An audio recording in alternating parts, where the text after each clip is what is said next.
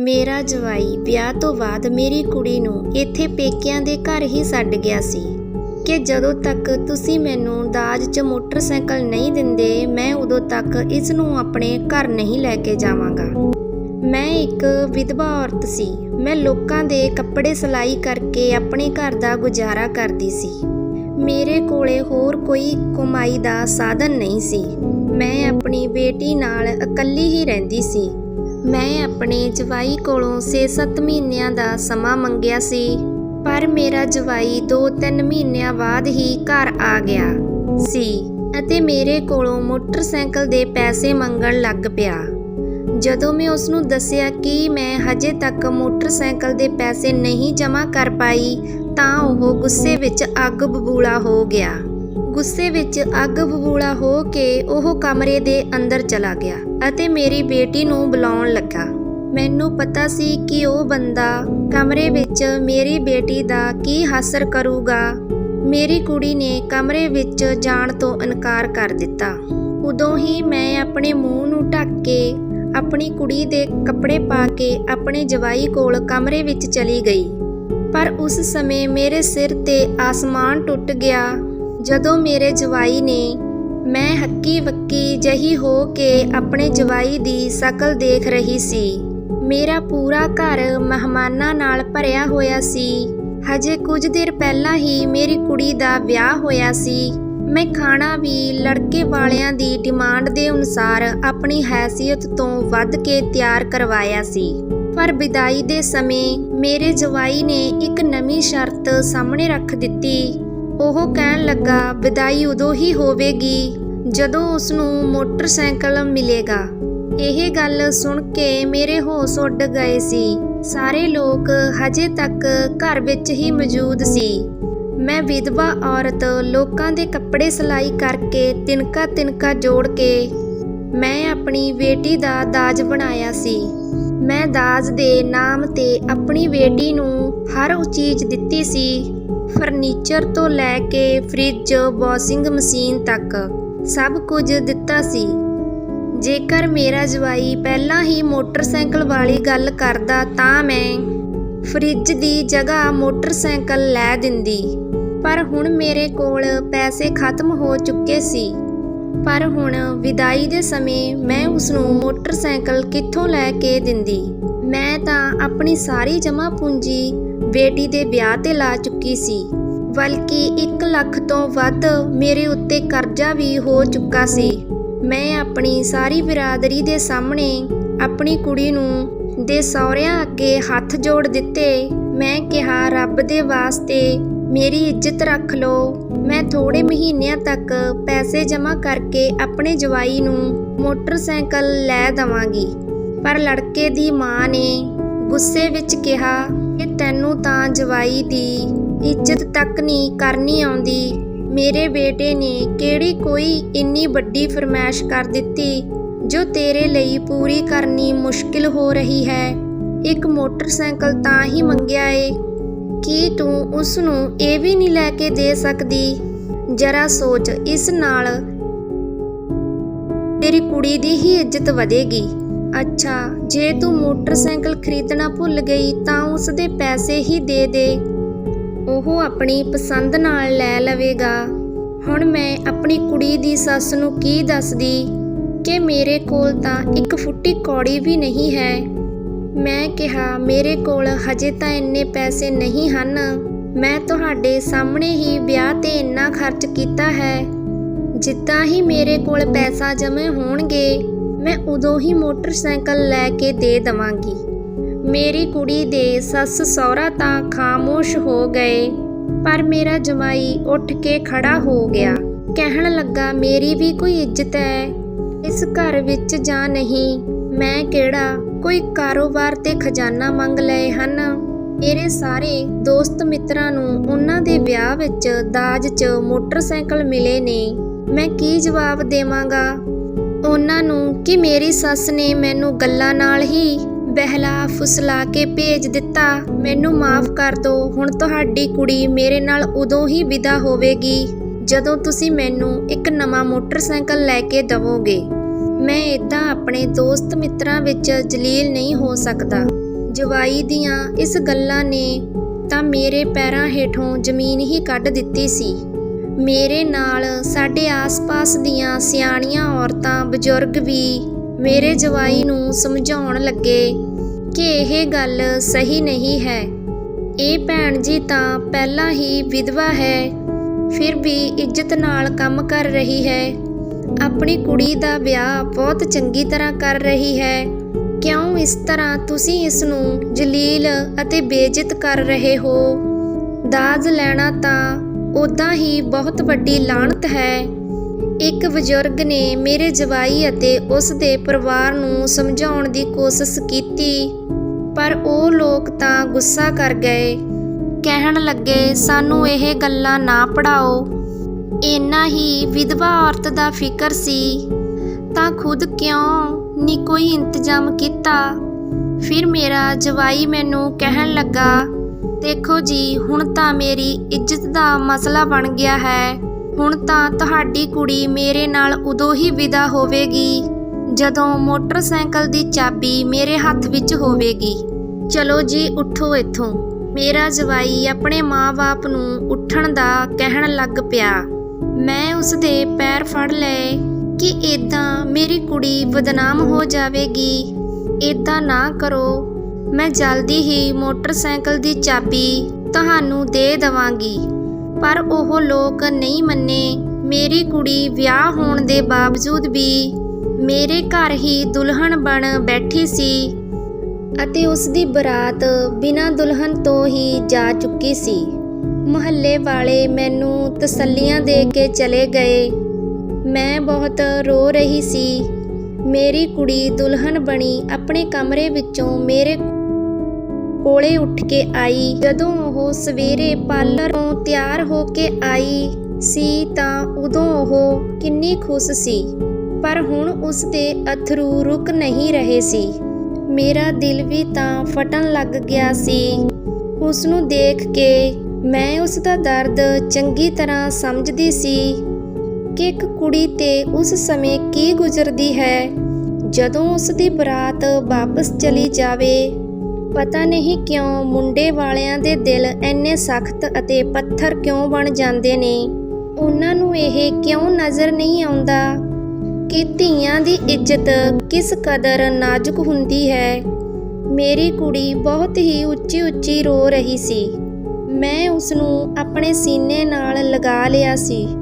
ਸਾਰੀ ਰਾਤ ਸਾਡੀ ਮਾਵਾਂ ਧੀਆਂ ਦੀ ਰੋਂਦਿਆਂ ਦੀ ਹੀ ਲੰਘ ਗਈ। ਸਵੇਰ ਹੋਈ ਤਾਂ ਮੈਂ ਆਪਣੀ ਕੁੜੀ ਦੇ ਸਹੁਰੇ ਪਿੰਡ ਜਾਣ ਦਾ ਫੈਸਲਾ ਕੀਤਾ। ਮੇਰੀ ਕੁੜੀ ਮੈਨੂੰ ਮਨਾ ਕਰਨ ਲੱਗੀ, ਪਰ ਮੈਂ ਆਪਣੀ ਕੁੜੀ ਦਾ ਘਰ ਬਚਾਉਣ ਦੇ ਲਈ ਉਹਨਾਂ ਦੇ ਅੱਗੇ ਝੁਕਣ ਲਈ ਵੀ ਤਿਆਰ ਸੀ। ਜਿਸ ਇਲਾਕੇ ਵਿੱਚ ਮੈਂ ਰਹਿੰਦੀ ਸੀ, ਉਸ ਇਲਾਕੇ ਵਿੱਚੋਂ ਜਦੋਂ ਕਿਸੇ ਕੁੜੀ ਦੀ ਬਰਾਤ ਵਾਪਸ ਚਲੀ ਜਾਵੇ ਤਾਂ ਕੀ ਇੱਜ਼ਤ ਹੁੰਦੀ ਏ, ਇਹ ਮੈਂ ਚੰਗੀ ਤਰ੍ਹਾਂ ਜਾਣਦੀ ਸੀ। ਮੈਂ ਆਪਣੀ ਕੁੜੀ ਨੂੰ ਸਮਝਾਇਆ ਅਤੇ ਉਸ ਦੇ ਸਹੁਰਿਆਂ ਵੱਲ ਚਲੀ ਗਈ। ਉੱਥੇ ਪਹੁੰਚ ਕੇ ਮੈਂ ਜਦ ਦਰਵਾਜ਼ਾ ਖੜਕੜਾਇਆ, ਰਾਹੁਲ ਦੀ ਭੈਣ ਨੇ ਦਰਵਾਜ਼ਾ ਖੋਲ੍ਹਿਆ ਅਤੇ ਮੈਨੂੰ ਦੇਖ ਕੇ ਮੂੰਹ ਫੇਰ ਲਿਆ। ਮੈਂ ਅੰਦਰ ਆਉਣ ਦੀ ਇਜਾਜ਼ਤ ਲਈ। ਮੈਨੂੰ ਆਪਣੇ ਘਰ ਦੇਖ ਕੇ ਰਾਹੁਲ ਦੀ ਮਾਂ ਨੇ ਮੱਥੇ ਵੱਟ ਪਾ ਲਿਆ ਅਤੇ ਝਟਪਟ ਹੀ ਬੋਲੀ, ਹੋ ਗਿਆ ਮੋਟਰਸਾਈਕਲ ਦਾ ਇੰਤਜ਼ਾਮ? ਲਿਆਓ, ਮੈਨੂੰ ਚਾਬੀ ਦਿਓ। ਮੈਂ ਉਸ ਦੀਆਂ ਗੱਲਾਂ 'ਤੇ ਨਜ਼ਰਾਂ ਝੁਕਾ ਲਈਆਂ। ਘਰ ਤੋਂ ਲੈ ਕੇ ਰਸਤੇ ਵਿੱਚ ਜੋ ਮੈਂ ਹਿੰਮਤ ਇਕੱਠੀ ਕੀਤੀ, ਉਹ ਸਾਰੀ ਇੱਕ ਝਟਕੇ ਵਿੱਚ ਹੀ ਖਤਮ ਹੋ ਗਈ। ਉਦੋਂ ਹੀ ਮੇਰਾ ਜਵਾਈ ਵੀ ਕਮਰੇ 'ਚੋਂ ਨਿਕਲ ਕੇ ਬਾਹਰ ਆ ਗਿਆ। ਕਹਿੰਦੇ ਹਨ ਕਿ ਜਦੋਂ ਸ਼ਬਦ ਮੌਜੂਦ ਨਾ ਹੋਣ ਤਾਂ ਅਥਰੂ ਹੀ ਸਾਰੀ ਗੱਲ ਦੱਸਣ ਜੋਗੇ ਰਹਿ ਜਾਂਦੇ ਹਨ।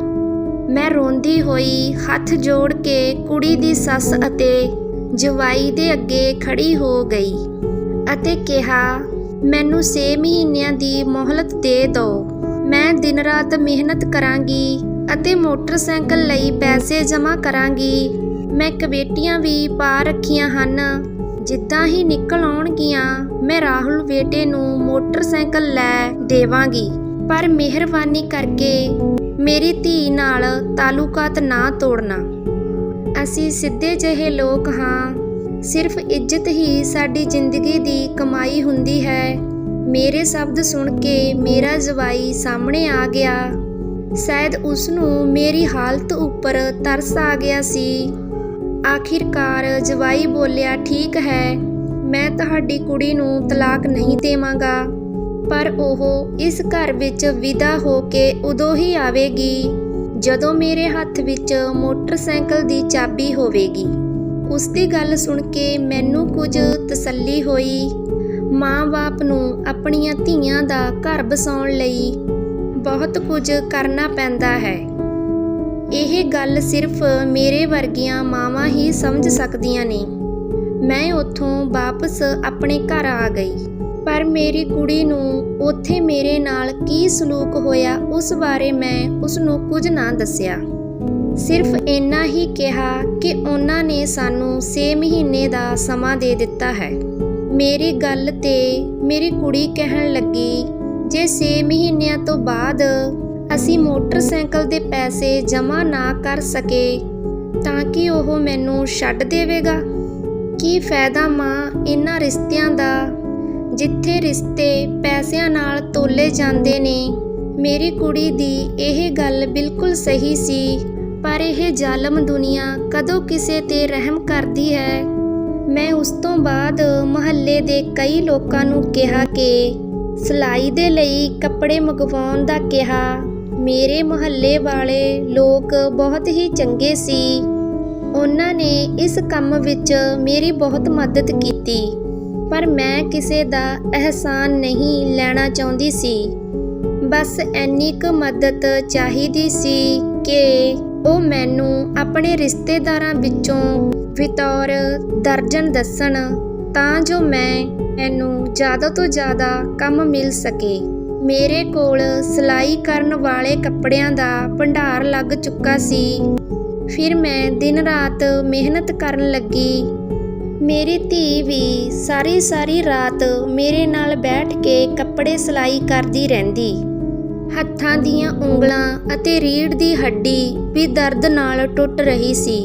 ਅੱਖਾਂ ਦਾ ਨੂਰ ਦਿਨ ਰਾਤ ਕੰਮ ਕਰਨ ਨਾਲ ਖਤਮ ਹੋ ਚੁੱਕਾ ਸੀ, ਪਰ ਮੈਨੂੰ ਆਪਣੇ ਜਵਾਈ ਨੂੰ ਹਰ ਹਾਲਤ ਵਿੱਚ ਮੋਟਰਸਾਈਕਲ ਲੈ ਕੇ ਦੇਣਾ ਸੀ।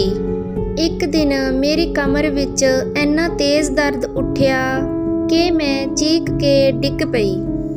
ਮੇਰੀ ਧੀ ਮੈਨੂੰ ਇਸ ਹਾਲਤ ਵਿੱਚ ਦੇਖ ਕੇ ਪਰੇਸ਼ਾਨ ਹੋ ਗਈ।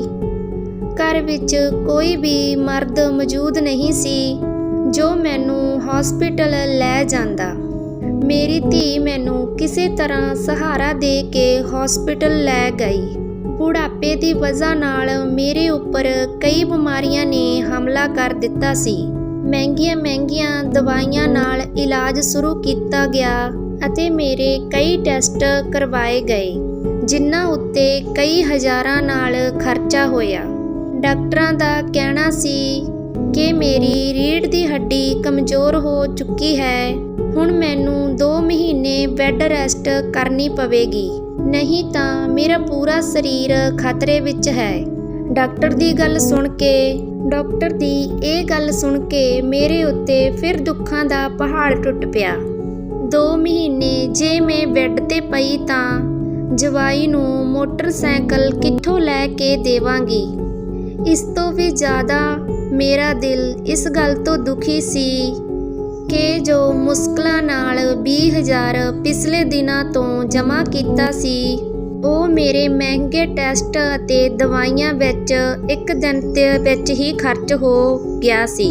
ਕਹਿੰਦੇ ਹਨ ਕਿ ਮਿਹਨਤ ਦੇ ਪੈਸਿਆਂ ਵਿੱਚ ਬਰਕਤ ਹੁੰਦੀ ਹੈ। ਜੇ ਇਹ ਕੋਈ ਮੈਨੂੰ ਜਾਂ ਮੇਰੀ ਬੇਟੀ ਨੂੰ ਪੁੱਛਦਾ, ਜਿਨ੍ਹਾਂ ਨੇ ਹੱਕ ਹਲਾਲ ਦੀ ਕਮਾਈ ਦਿਨ ਰਾਤ ਮਿਹਨਤ ਕਰਕੇ ਕਮਾਈ ਸੀ, ਉਹ 1 ਮਿੰਟ ਵਿੱਚ ਹੀ ਡਾਕਟਰਾਂ ਨੇ ਬਿੱਲ ਬਣਾ ਕੇ ਸਾਡੇ ਕੋਲੋਂ ਵਸੂਲ ਕਰ ਲਈ ਸੀ। ਮੈਂ ਘਰ ਆ ਕੇ ਲੇਟ ਤਾਂ ਗਈ, ਪਰ ਮੇਰੇ ਦਿਮਾਗ ਵਿੱਚ ਰਹਿ ਕੇ ਇੱਕ ਹੀ ਖਿਆਲ ਸਤਾਈ ਜਾ ਰਿਹਾ ਸੀ ਕਿ ਹੁਣ ਕੀ ਹੋਵੇਗਾ 2 ਮਹੀਨਿਆਂ ਦੀ ਜਮ੍ਹਾਂ ਪੂੰਜੀ ਤਾਂ ਏਦਾਂ ਹੀ ਜਾ ਚੁੱਕੀ ਸੀ। ਮੇਰੀ ਬੇਟੀ ਮੈਨੂੰ ਲਿਟਾ ਕੇ ਖੁਦ ਕੱਪੜੇ ਸਿਉਣ ਲੱਗ ਪਈ।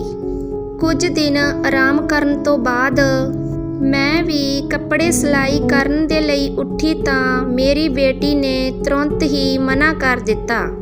ਮੈਂ ਉਸਨੂੰ ਕਿਹਾ ਕਿ ਮੈਂ ਹੁਣ ਬਿਲਕੁਲ ਠੀਕ ਹਾਂ। ਇਹ ਤਾਂ ਬਸ ਡਾਕਟਰਾਂ ਦੇ ਬਹਾਨੇ ਹੁੰਦੇ ਹਨ ਸਾਡੇ ਕੋਲੋਂ ਪੈਸੇ ਵਸੂਲਣ ਦੇ, ਨਹੀਂ ਤਾਂ ਮੈਂ ਬਿਲਕੁਲ ਠੀਕ ਹਾਂ। ਦਰਦ ਦੀ ਦਵਾਈ ਲਵਾਂਗੀ ਤਾਂ ਦਰਦ ਬਿਲਕੁਲ ਗਾਇਬ ਹੀ ਹੋ ਜਾਵੇਗਾ। ਕਿਸੇ ਨਾ ਕਿਸੇ ਤਰ੍ਹਾਂ ਉਸ ਨੂੰ ਤਸੱਲੀ ਦੇ ਕੇ ਵਾਪਸ ਸਿਲਾਈ ਕਰਨ ਬੈਠ ਚੁੱਕੀ ਸੀ। ਮੇਰਾ ਸਰੀਰ ਦਰਦ ਦੇ ਨਾਲ ਟੁੱਟ ਰਿਹਾ ਸੀ, ਪਰ ਮੈਂ ਆਪਣੀ ਧੀ ਨੂੰ ਇਸ ਗੱਲ ਦਾ ਪਤਾ ਨਾ ਲੱਗਣ ਦਿੰਦੀ ਅਤੇ ਨਾ ਹੀ ਦੁਬਾਰਾ ਡਾਕਟਰ ਦੇ ਕੋਲ ਗਈ। ਬਸ ਇੱਕ ਵਾਰ ਮੇਰੀ ਕੁੜੀ ਆਪਣੇ ਘਰ ਦੀ ਹੋ ਜਾਵੇ, ਫਿਰ ਮੈਨੂੰ ਕਿਸੇ ਵੀ ਗੱਲ ਦੀ ਕੋਈ ਪਰਵਾਹ ਨਹੀਂ ਸੀ। ਅੱਜ ਹਜੇ ਸਵੇਰ ਦੇ 10 ਹੀ ਵੱਜੇ ਸੀ। ਘਰ ਦਾ ਦਰਵਾਜ਼ਾ ਕੋਈ ਜ਼ੋਰ-ਜ਼ੋਰ ਦੇ ਨਾਲ ਖੜਕਾਉਣ ਲੱਗ ਪਿਆ। ਮੈਂ ਜਦੋਂ ਦਰਵਾਜ਼ਾ ਖੋਲ੍ਹਿਆ ਤਾਂ ਚੌਂਕ ਗਈ, ਕਿਉਂਕਿ ਸਾਹਮਣੇ ਮੇਰਾ ਜਵਾਈ ਸੀ ਤੇ ਨਾਲ ਭਰਿਆ ਹੋਇਆ ਖੜਾ ਸੀ। ਮੈਂ ਉਸਨੂੰ ਜਲਦੀ ਨਾਲ ਅੰਦਰ ਆਉਣ ਦਾ ਕਿਹਾ। ਉਹ ਅੰਦਰ ਆਇਆ ਅਤੇ ਅੰਦਰ ਆਉਂਦੇ ਹੀ ਕਹਿਣ ਲੱਗਾ, ਕਿੱਥੇ ਹੈ ਮੇਰਾ ਮੋਟਰਸਾਈਕਲ? ਹੁਣ ਮੈਨੂੰ ਹੋਰ ਕਿੰਨਾ ਇੰਤਜ਼ਾਰ ਕਰਨਾ ਪਵੇਗਾ। ਜਵਾਈ ਦੀ ਗੱਲ ਸੁਣ ਕੇ ਮੈਂ ਖਾਮੋਸ਼ ਹੋ ਗਈ। ਹਜੇ ਤਾਂ ਸਿਰਫ 2 ਹੀ ਮਹੀਨੇ ਗੁਜ਼ਰੇ ਸੀ, ਜਦਕਿ ਮੈਂ ਉਹਨਾਂ ਤੋਂ 6 ਮਹੀਨਿਆਂ ਦਾ ਸਮਾਂ ਮੰਗਿਆ ਸੀ। ਮੈਂ ਆਪਣੇ ਜਵਾਈ ਨੂੰ ਬੈਠਣ ਦਾ ਕਿਹਾ ਤਾਂ ਉਹ ਬੋਲਿਆ, ਮੈਂ ਇੱਥੇ ਬੈਠਣ ਨਹੀਂ ਆਇਆ। ਜਾਂ ਤਾਂ ਮੈਨੂੰ ਮੋਟਰਸਾਈਕਲ ਦੇ ਪੈਸੇ ਦੇ ਦਿਓ ਜਾਂ ਨਵਾਂ ਮੋਟਰਸਾਈਕਲ ਲੈ ਕੇ ਦੇ ਦਿਓ। ਹੁਣ ਮੈਂ ਹੋਰ ਇੰਤਜ਼ਾਰ ਨਹੀਂ ਕਰ ਸਕਦਾ। ਉਸ ਦੀ ਗੱਲ ਸੁਣ ਕੇ ਮੈਂ ਉਸ ਦੀਆਂ ਮਿੰਨਤਾਂ ਕਰਨ ਲੱਗ ਗਈ ਅਤੇ ਉਸ ਨੂੰ ਆਪਣੀ ਬਿਮਾਰੀ ਬਾਰੇ ਦੱਸਿਆ, ਜਿਸ ਨੂੰ ਸੁਣ ਕੇ ਉਹ ਮੂੰਹ ਫੇਰ ਕੇ ਬੋਲਿਆ, ਸਿੱਧੀ ਤਰ੍ਹਾਂ ਬੋਲੋ ਨਾ ਕਿ ਤੁਸੀਂ ਪੈਸੇ ਨਹੀਂ ਜੋੜ ਸਕੇ ਅਤੇ ਹੁਣ ਆਪਣੀ ਬੇਟੀ ਦੇ ਲਈ ਤਲਾਕ ਚਾਹੁੰਦੇ ਹੋ। ਜਵਾਈ ਦੇ ਇਹ ਸ਼ਬਦ ਮੇਰੀ ਰੂਹ ਕੱਢ ਰਹੇ ਸੀ। ਕਿੰਨੀ ਆਸਾਨੀ ਨਾਲ ਉਹ ਕਹਿ ਚੁੱਕਿਆ ਸੀ ਕਿ ਮੈਂ ਆਪਣੀ ਧੀ ਲਈ ਤਲਾਕ ਚਾਹੁੰਦੀ ਹਾਂ। ਮੇਰੇ ਮੂੰਹ 'ਚ ਆਏ ਅਲਫਾਜ਼ ਜ਼ੁਬਾਨ 'ਤੇ ਹੀ ਦਮ ਤੋੜ ਗਏ। ਮੈਂ ਆਪਣੀਆਂ ਅੱਖਾਂ ਵਿੱਚ ਅੱਥਰੂ ਲਈ ਆਪਣੇ ਜਵਾਈ ਵੱਲ ਦੇਖਣ ਲੱਗ ਪਈ। ਕਾਸ਼ ਉਹ ਇੱਕ ਵਿਧਵਾ ਮਾਂ ਦੇ ਦਿਲ ਅੰਦਰ ਝਾਕ ਕੇ ਦੇਖ ਸਕਦਾ ਕਿ ਉਹ ਇਸ ਵਕਤ ਕਿਸ ਤਕਲੀਫ ਵਿੱਚੋਂ ਲੰਘ ਰਹੀ ਹੈ। ਮੈਨੂੰ ਖਾਮੋਸ਼ ਖੜੀ ਦੇਖ ਕੇ ਉਹ ਬੋਲਿਆ, ਹੁਣ ਮੈਂ ਚੱਲਦਾ ਹਾਂ। ਬਹੁਤ ਜਲਦੀ ਤਲਾਕ ਦੇ ਪੇਪਰ ਤੁਹਾਡੇ ਤੱਕ ਪਹੁੰਚ ਜਾਣਗੇ। ਉਸ ਦੇ ਸ਼ਬਦ ਮੈਨੂੰ ਵਾਪਸ ਹੋਸ਼ ਵਿੱਚ ਲਿਆ ਚੁੱਕੇ ਸੀ। ਮੈਂ ਬੁਖਲਾਈ ਹੋਈ ਇੱਕ ਵਾਰ ਫਿਰ ਤੋਂ ਉਸ ਦੇ ਕਦਮਾਂ ਵਿੱਚ ਡਿੱਗ ਕੇ ਮੋਹਲਤ ਮੰਗਣ ਲੱਗ ਪਈ।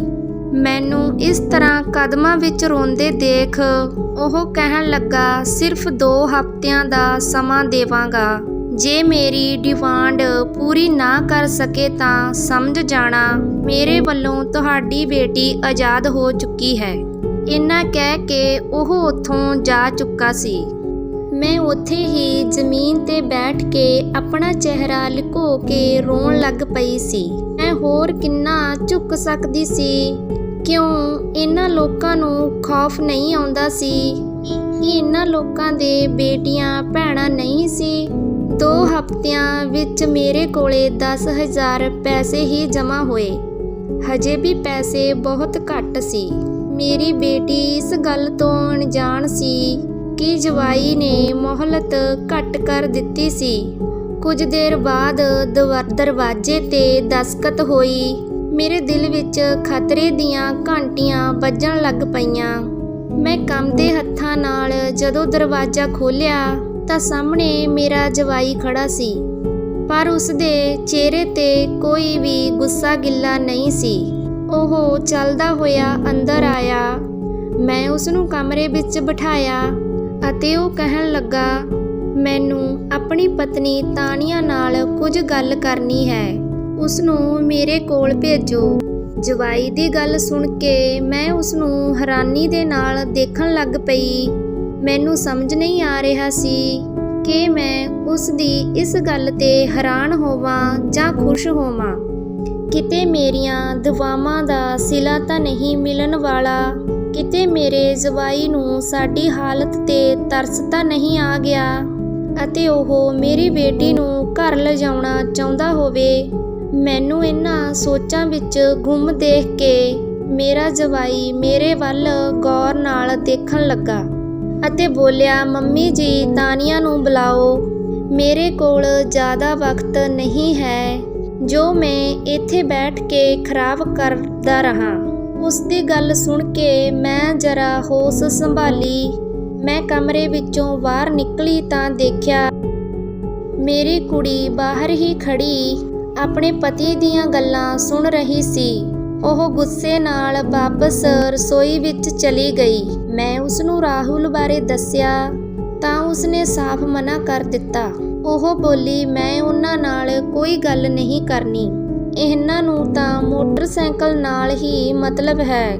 ਉਸ ਦੇ ਬਦਲੇ ਹੀ ਮੈਨੂੰ ਇੱਥੋਂ ਲੈ ਕੇ ਜਾਣਾ ਚਾਹੁੰਦੇ ਹਨ, ਤਾਂ ਫਿਰ ਉਹ ਮੇਰੇ ਨਾਲ ਕਿਉਂ ਮਿਲਣਾ ਚਾਹੁੰਦੇ ਹਨ?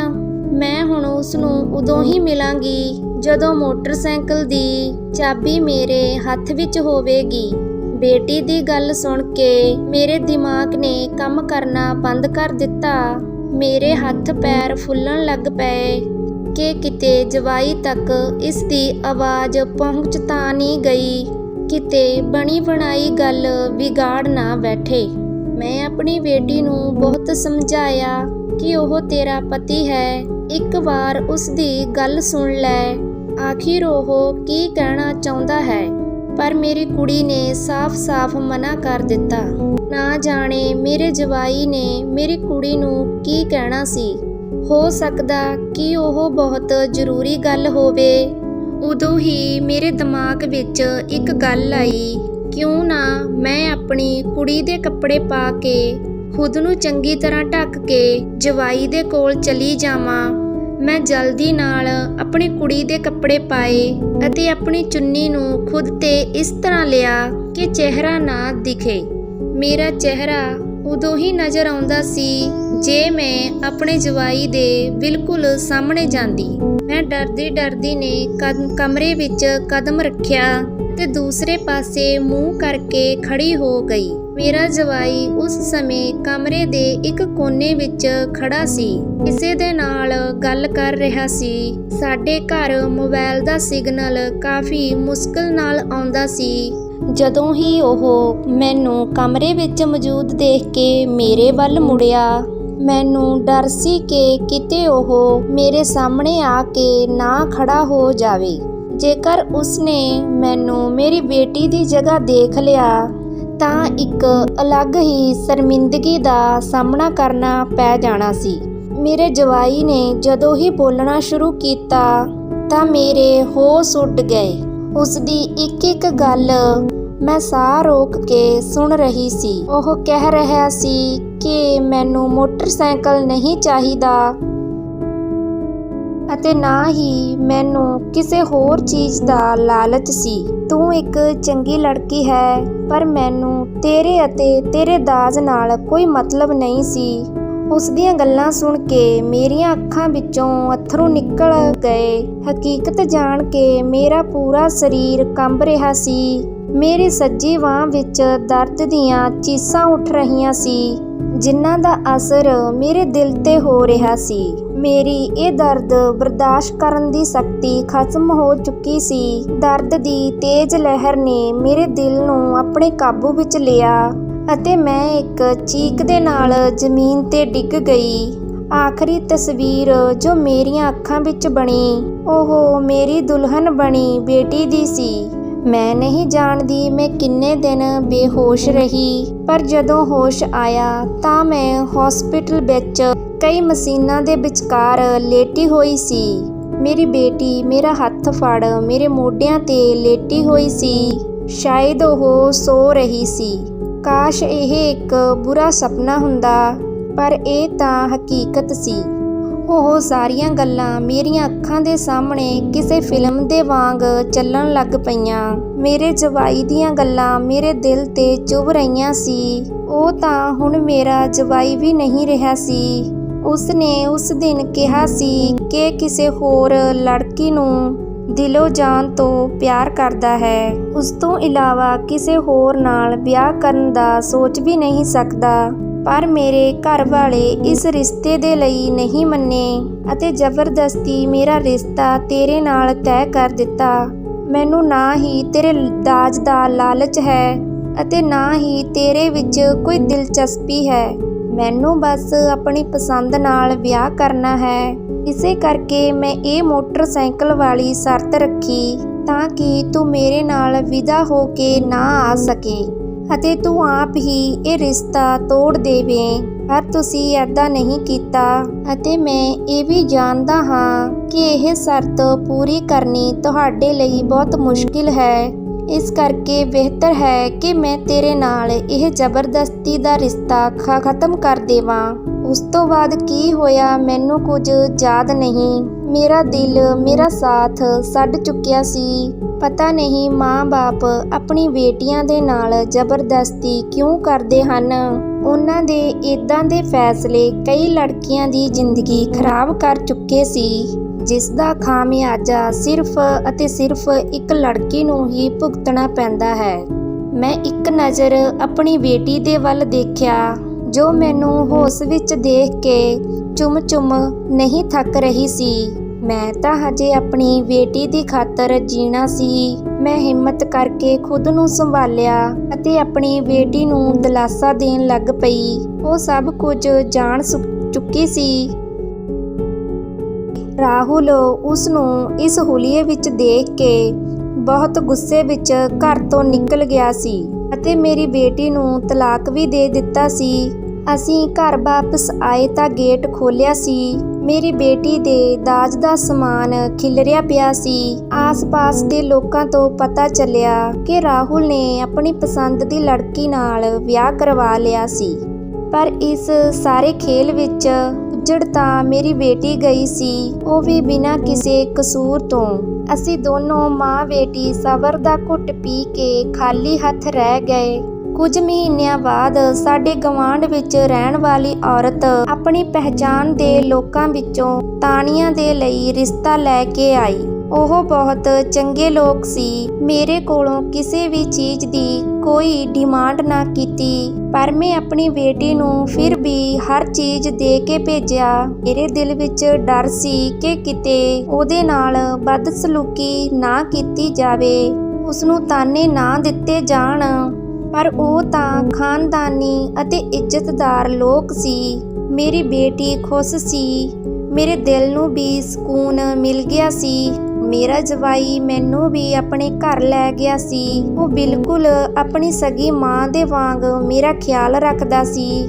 ਕੁਝ ਦਿਨਾਂ ਬਾਅਦ ਮੇਰੇ ਮੁਹੱਲੇ ਦੀਆਂ ਔਰਤਾਂ ਮੈਨੂੰ ਮਿਲਣ ਆਈਆਂ ਤਾਂ ਉਹਨਾਂ ਨੇ ਦੱਸਿਆ ਕਿ ਰਾਹੁਲ ਅਤੇ ਉਸ ਦੀ ਮਾਂ ਇੱਕ ਦਿਨ ਬਾਜ਼ਾਰ ਤੋਂ ਵਾਪਸ ਆ ਰਹੇ ਸੀ ਕਿ ਉਹਨਾਂ ਦਾ ਐਕਸੀਡੈਂਟ ਹੋ ਗਿਆ ਅਤੇ ਮੌਕੇ 'ਤੇ ਹੀ ਮੌਤ ਹੋ ਗਈ। ਮੇਰੇ ਦਿਲ ਵਿੱਚ ਉਹਨਾਂ ਦੇ ਲਈ ਦੁਆਵਾਂ ਨਿਕਲ ਰਹੀਆਂ ਸੀ। ਮੈਂ ਤਾਂ ਉਹਨਾਂ ਨੂੰ ਮਾਫ਼ ਕਰ ਦਿੱਤਾ ਸੀ, ਪਰ ਕੁਦਰਤ ਨੇ ਉਹਨਾਂ ਤੋਂ ਮੇਰਾ ਬਦਲਾ ਲੈ ਲਿਆ ਸੀ।